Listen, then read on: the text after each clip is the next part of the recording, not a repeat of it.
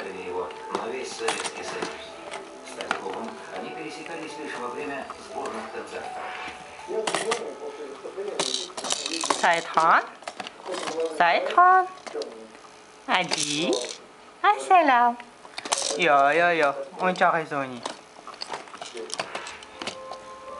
Как крестик оказался там, доподлинно неизвестно. Вероятно, кто-то подобрал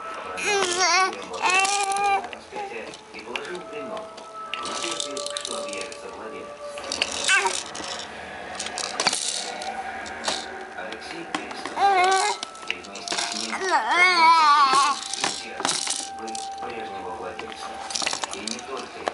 Saidxon, Крестик Игоря Талькова была целью плавным скандалов политзаключенных.